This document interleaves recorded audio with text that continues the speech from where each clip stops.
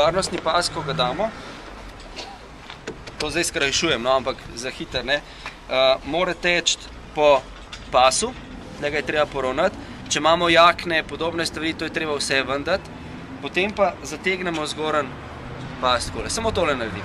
Razlika je namreč velika, ne. Poglejte, če jaz naredim takole, se ostavim tukaj. Če pa naredim samo ta gib, ne, poravnam tlele, pa zategnem tole, se ostavim tukaj. Varnostni pas ima zategovalnik varnostnega pasu, ampak če prime tukaj, me bo skoraj v sedežu ohranil. To je zelo pomemben zaradi tega, ker povraten udarec telesa je hud. Zadnja stvar, ki se pri trku ustavijo, so človeški notranji organi. Zato je fajn, če je telo čim manjkrat giba naprej pa nazaj. Pa še nekaj, zdaj imam telefon noter.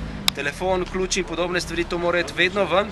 Zato recimo, ko gledamo avto, je fajn, da ima veliko zaprtih odlagalnih površin.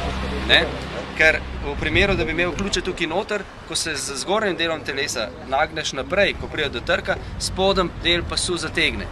In če zategne ključe, poškoduje kosti noter.